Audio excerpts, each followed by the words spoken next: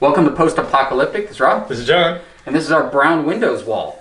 This is our motif. This is the the brown, the color of the 80s. This is the color palette. Exactly. All right, so now we're on March 1980. And we're going to have a groovy time, apparently. Yeah, what a journey this is going to be. Yes, the movie of choice is Serial, not Serial, and not Serial the podcast. This is a Martin Mull Tuesday Weld funny romp.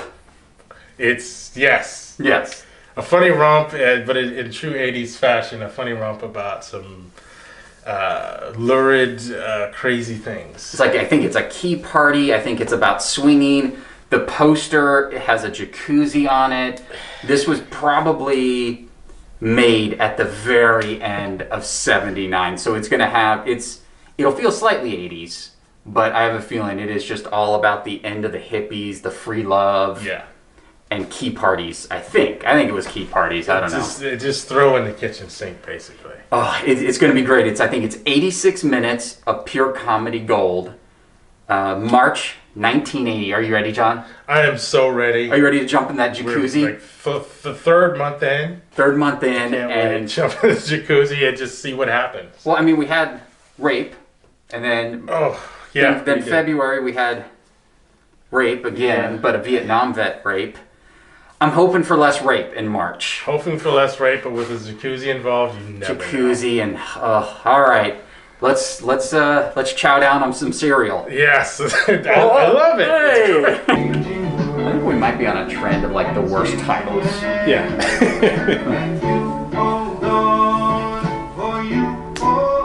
Oh.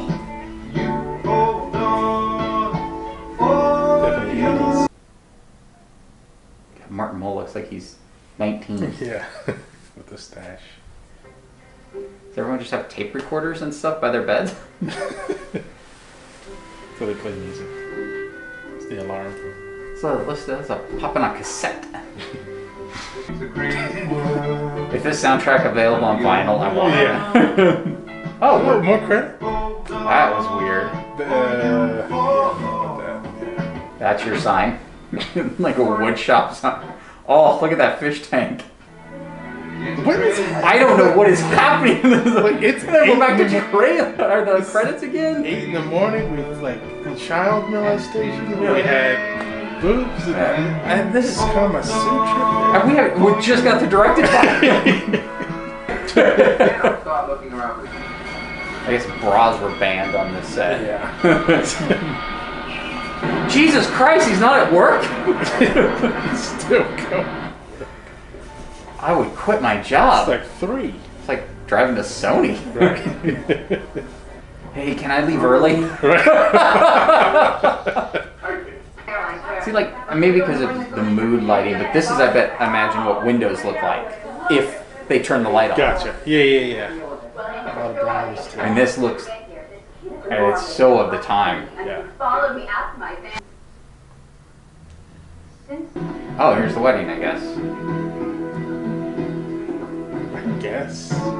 Oh, great jacket. Oh, yeah. The satin Jaguar jacket. What the hell are they doing here? Oh, came to see Spike. You see that guy? What was? Oh my God. I didn't know what the hell that was.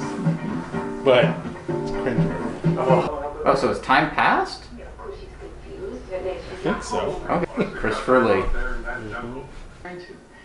You want to come in and rap about it for a while?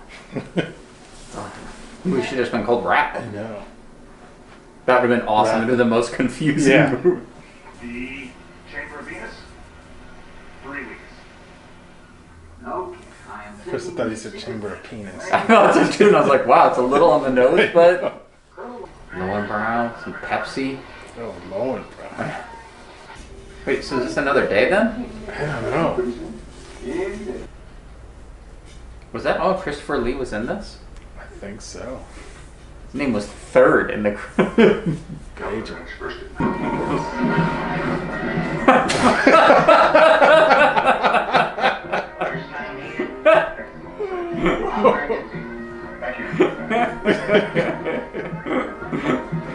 Okay, Now this is the This is... Hey, for Christ's sake, I'm home. I am home. Oh, they came back. I wonder if we weren't all just... When did he have time to sit down? Like No. road reamers? Hello, Dean. You're here to celebrate a wedding. Not one imposed by an uptight consumer society. Whew. Yeah, cereal. Yeah. All right. So should we rap about the movie? We should rap about the movie. What if that's the word of the movie? 3 for 3 on terrible titles. Terrible titles. But 3 for 3 based on a novel. Yeah, still with terrible titles. And 2 out of 3 with rape. So we have that. there were boobs, but no rape. It wasn't a 70s movie. Right. And it really wasn't an 80s movie. It definitely was a cusp of a transitional of time. Yeah. If you watch this movie going, that's what the people in the 70s thought the 80s was going to be, or was this what people were still thinking about in the 70s? I mean, I think you're right. I think it did straddle that line between 70s, 80s.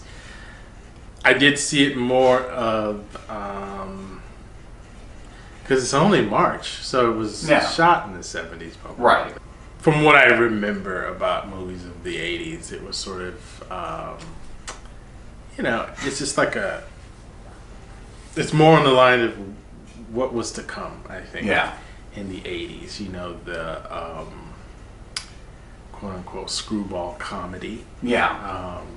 The sort of, I know it's from a novel, but sort of like family dynamic and interplay and all that stuff that just doesn't sort of like work too much now, like in comedies. But back then, just watching this, I realized, the big thing was that you had all these different groups, and they all had they were all in different types of relationships, but it was about all these sort of families sort of interacting with each other, and wackiness ensues. Yeah. But I think that was sort of big in the 80s. The families from the sitcoms to movies, and this sort of informed a lot of sitcoms.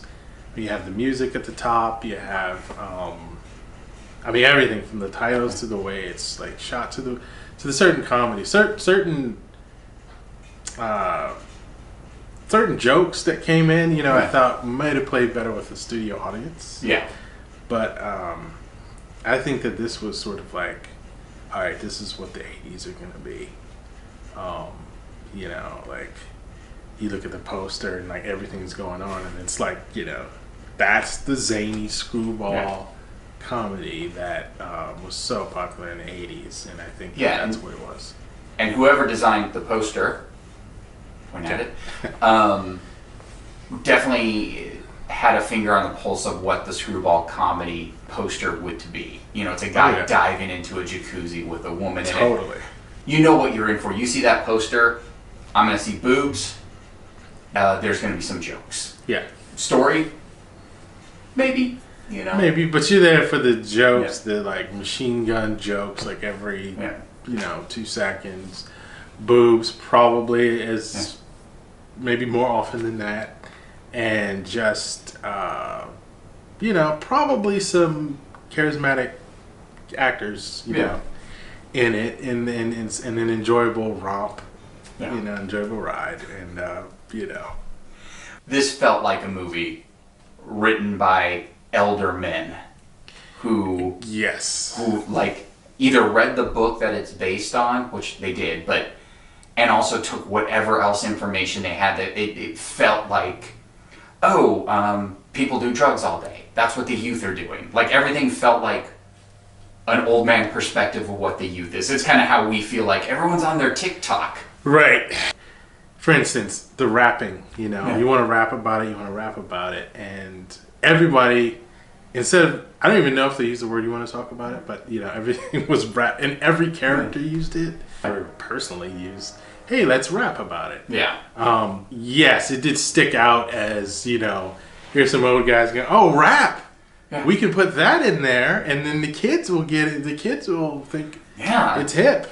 It was mostly funny because it was used about 10 times within the first 15 minutes of the movie. It was like, why is everyone rapping about everything? Right, and as a writer, it's like you kind of want to be a little spare on using these words, and not like have it being used too much, but also not have every single character without it having a point to it. But have every character use it, and especially when the older people in the movie were using it, it was just like, I don't know. Like if they were talking to their kids or something and to make a point, then fine. But like when they're talking to each other and say, "Hey, you want to rap about it?" When the therapist is like, "Hey, you want to rap about it?" It's Martin Mull is always going to be funny.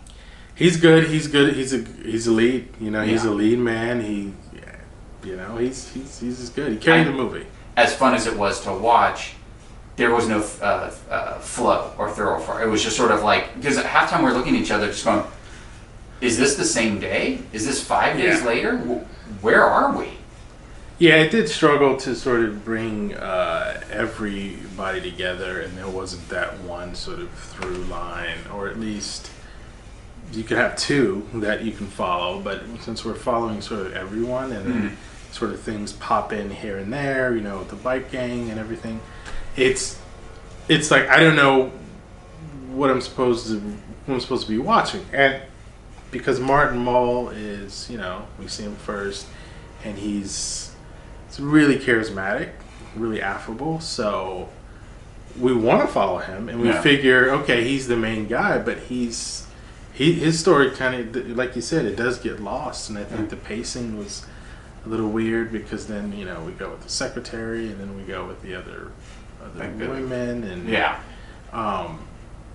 and then the story with he and his wife, that sort of gets lost. It sort of gets lost too, because it's compounded with the other guys sleeping with all these other women too, so it's like, oh, is this just a movie about men sleeping around or sleeping with women, which 80s. Yeah, exactly. I mean, and everyone was okay with it. And everyone was okay. Oh, you're sleeping with that person? Well, he's sleeping with her, so it's all good. I don't understand the 80s. Like, man, what's going on? Right. That is the downfall of this movie, is that it was made serial. It was just so much going on. And things popping here and there, things with the daughter and the cult and all these things. It's like, I don't know if I care about 5 things in this movie. Yeah, but you could really focus on 2 or 3 and be fine, and still have, I think, a lot of the comedy that wasn't there. I mean, it could have just been, maybe it's Harv's 35th birthday or whatever, how old he was supposed to be. And then it's about the changing times of people sleeping around. Then the daughter joins a cult because that was something. I mean, if it was put together that way, you could have had these vignettes and then have them work, because it opens up and you get the idea of exactly what the movie's going to be, other than the 4 hours it took him to get to work. He's trying to sleep with his wife in the morning, doesn't get shut down. Then we cut to the next couple. It's like, okay, it's going to be about these 4 friends. Yeah, and I think that it's probably like, look, we have this cast, so we need to give them their moments. I don't know how domineering this studio was, in the crafting of this movie. Hey, we got Bill Macy, we got Martin Mull, Sally Kellerman, we got all these people, and we need to make sure that they're, sort of have their moments. So it's a lot of moments, but not something that, like, this cohesive story that comes together. I defy anyone to tell me that it is that, because I didn't get it. It felt like they had a lot to say, and then it came down like it was like the Snyder cut. Yeah, we can't have a 2-hour rom-com.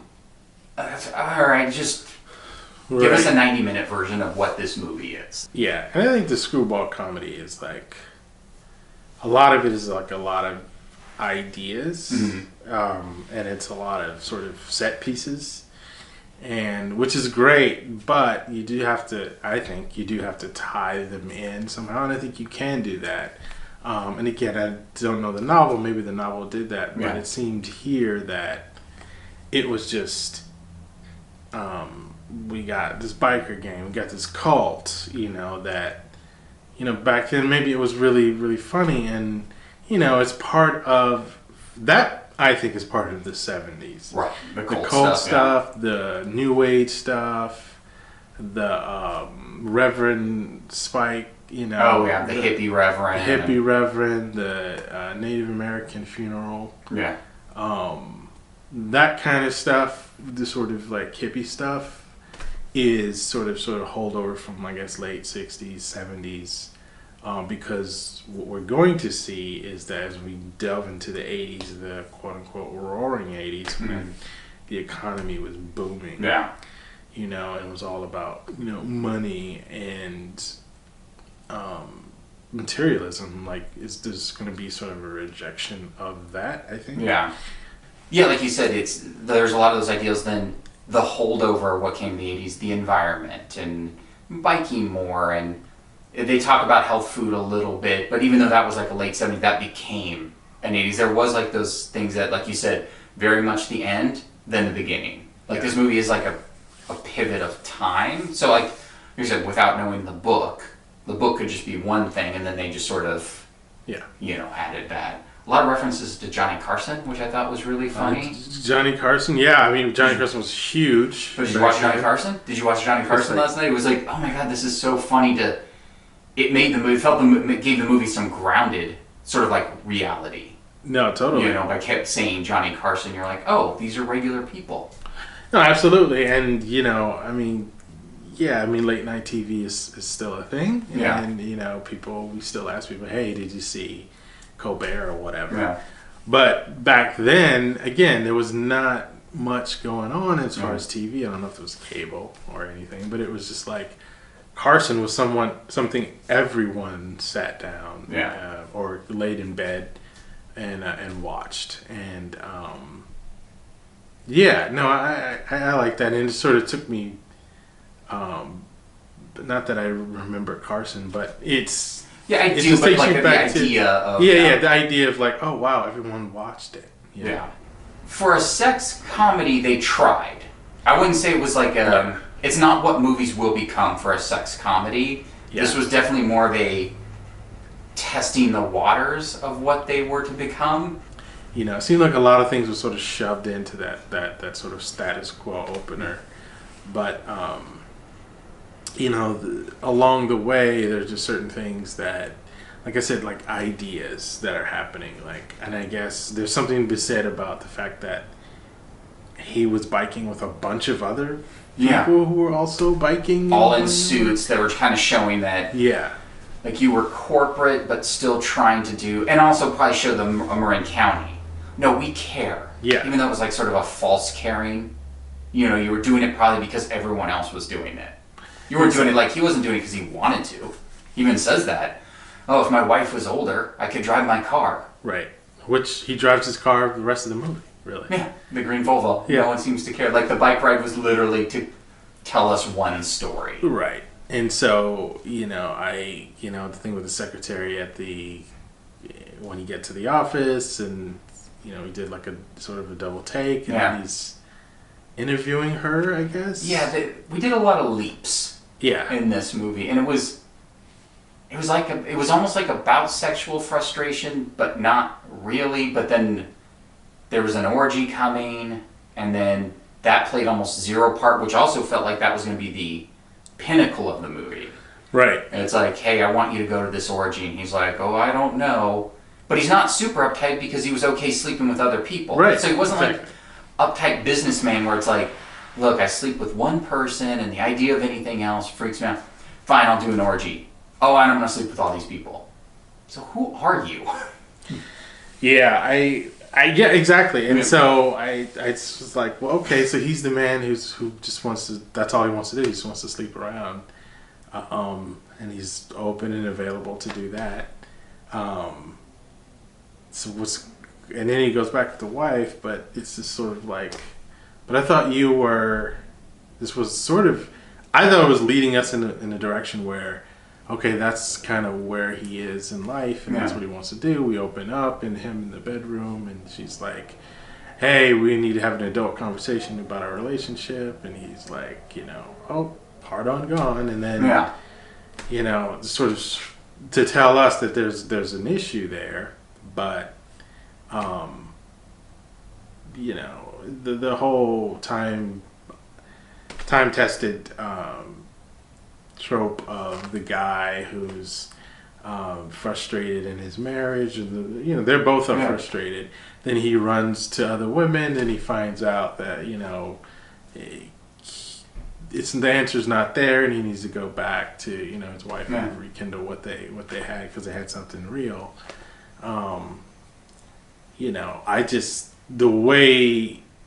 I think the way the other guys, the way they portrayed the other people, also sort of reinforced that, so this is just a world where we're just orgies, everyone sleeps with everyone. Not only everyone sleeps with everyone, but the women are sort of really eager to sleep with these guys, which always got me. It's like, these young, attractive women, it's like, I don't think that they're just like sitting at home or just waiting for these guys. It does happen, but it just seemed like all the guys have to do is just say, well, actually, they don't have to say anything. The women will just go, hey, we can go home and bang, or whatever. We can rap about it. We can go rap about it. Overall, I enjoyed it because it's a weird movie. I'm surprised. I'm actually really shocked I hadn't seen it, because I was a big Martin Mull fan. Although, if you're a fan of someone now, you can go, oh, I haven't seen that movie, and hit a button. I didn't have IMDb. I knew who Martin Mull was, and I loved all the films, but it wasn't like, I didn't know he did this film. Right. I didn't either. I wouldn't have known, unless, now I can and look him up. Like, we found this movie out, and my wife, who was like, oh my God, that's one of my favorite movies. Right. We've never talked about this film. At one point, quotes me the movie that it shows up in the movie. Like, how have we never talked? I like Martin Mull. Not like we talk about Martin Mull all the time, but it's like, how do you not mention this movie? We've been together a long time. I know. How do we not know? But it is just funny how, once again, this always comes down to every movie's someone's favorite movie. Even though we haven't heard of probably going to be a lot of these movies we watched in the 80s, someone's going to have heard of them, and they're going to be like, why are you guys talking about, that's not an obscure movie, that was a huge movie. Right, exactly. I want to know what she thinks of the biker gang. I'm really curious to pick her brain, because she's just a few years older than me, but she probably didn't see this till the mid-80s, or even maybe 83 or something. But this is a movie where I can picture liking or remembering a lot of spots that you found funny, but not remembering the movie as a whole. Yeah. Because there is no beginning, middle, and end. Obviously there's beginning and end and everything, but you just kind of, we're here now, we're here, this is the storyline now, this is where we are, this is where he's okay. Because when we see Christopher Lee's in this movie. Yeah. Christopher Lee, he plays this biker who, Skull, but he's just also, the headhunter scene. He just basically shames, the Martin Mull character for not making enough money. For what reason, I don't know. Yeah. But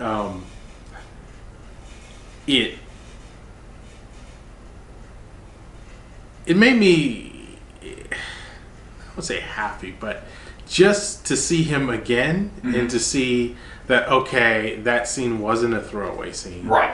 That, okay, there is something about him that, that comes full, quote unquote, full circle. But, it's still, if you take him out of the movie, and you take his character out of the movie, and you take the gang out of the movie, you still could have Martin Mull rescue the daughter, but you take Born to Be Wild out, because Born to Be Wild. You take the biker gang, Christopher Lee, and the song out. the movie doesn't change at all. Like it just changes how he gets his daughter, which he still kind of grabbed her. Yeah. Regardless, the only thing they did was kick open the door. So, are you pleased you saw this film? I mean, I am on a lot of levels, just because it sort of does. You know, when we sort of have these situational comedies where it's like all these, you know, sort of families and friends that sort of like get together, where it's not a bunch of visual effects, not a bunch of it's not horror, it's just, you know, like relationships, and which I think ultimately, I'm not saying is successful on its own here, but ultimately I think the 80s got really good at in drama and in comedy. It was good to see that, like you said, it grounded a lot of some of the things they did, like Carson, and sort of having even that scene where, you know, it's played for laughs, but with you know, Rachel, the maid not maid, came into that sort of gathering of women, just talking about, you know, their husbands or relationships. Those sorts of things, you know, I remember not really understanding much, but really enjoying that about, you know, sort of 80s movies, and sort of how, like, we could sort of luxuriate in that space. Yeah. As for 80s tropes, no rape, like we mentioned before, which is good. No rape, that's good. We got boobs, so we're 2 for 3 boobs. Boobs, like a minute in. Homophobia, yes. A lot here. The biker gang was just, you know, sort of a collection of the road reamers. The road reamers. It's like. And granted, I laughed, and I'm a terrible person. I will not apologize for. It was just the last thing you saw, and it was like, wait, what's the biker game name? Road reamers. Okay. You guys wrote that down, right? It's just like, at typewriter. Oh God, what should the biker gang be?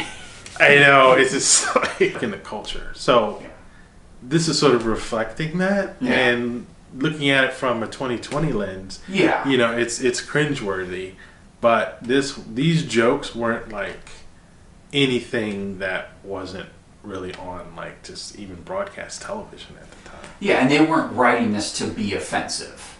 You know, they weren't sitting there with their KKK hoods on going, I hate all these. It was terms, you know, and, you know, it does catch you off guard if you're like, right, forgot that's what these movies are. Yeah, but this is, I wouldn't say it's as bad as, like, it needs to be canceled, as the people love to cancel movies, or it's like, oh, we can't have that movie exist anymore, which, sure, whatever. Yeah. If that's your thing of canceling things, sure. This isn't a cancel movie. Yeah. If anyone ever sees it. You know, because I'm sure there's going to be one or two we're going to go, this movie doesn't need to be around anymore. I don't want it to disappear. I think it should always still be art is art for art's sake. But, you know, maybe put that one on the bottom shelf. Yeah. Okay. You know, I'm not saying cereal should be at a top shelf, but maybe in the middle. Maybe if you're a Martin Mull fan, just maybe put that like right in the middle. So, you know, exactly. It's got some good jokes in it. All right, I think we wrapped a lot about this movie. I think we wrapped a lot about it. I think overall, I think it's the first one where I think we see the 80s start to come alive in terms of these sort of family dynamics, screwball comedy, that sort of thing, which is just going to dominate in the next few years. Yeah. So I think that to me is like, this signals like the beginning of that, and, you know, some holdovers from the 70s, you know, the new age sort of stuff, like what you said about like the health and the environment with bikes and all that, trying to sort of tie all those things in. But overall the cast is really good. Yeah, so the cast was tight. you know, these people are gonna. What's great about it is, I think the reason why you can. Great actors today, obviously, but the reason why you can sort of just like spend, you know, time with them and just have like a slice of life sort of movie and like scenes and sort of like movies about like just life in general is because the cast is so affable. You just sort of like just want to go on a journey with them, you know, anywhere, and so that's a big part of it, I think. All right, I think we covered Serial. Yes. We jumped around topics the way Serial just sort of jumped around everything. Overall, I mean, being positive, I thought the movie was good. Yeah. We both agree we liked the movie. It's a movie. It is a movie, but I think it's an enjoyable movie. It was definitely good to come onto that after the first two. The first one was super heavy, like tone-wise. The second one, very rapey, and so but of like sort of like not. It was barely a movie. Yeah. This one felt the most 80s so far. Like it's like, all right, we're on our path now. I can't wait to see what April holds. Right, and it's just speaking to our like when we in our discussion when we talked about it's just doesn't tie things together. I do think that this is sort of the first, well, not the first, but one of the first movies that sort of heralds in the tropes of the 80s movies, but the 80s movies will get better at sort of tying things in and making them... Storytelling a little more. But that's been Serial. That's been March 1980. March. Next up, April. We'll see what the movie is. I'm sure it's another banger. I'm sure it is. I can't wait. And we'll rap about it then. This has been, like, subscribe, follow, comment. Is that all of them? Okay, that's all of them. I think you covered them all. Descriptions in the thing, Twitter, all that stuff. It's been Post Apocalyptic. This is Rob. This is John. Take it easy.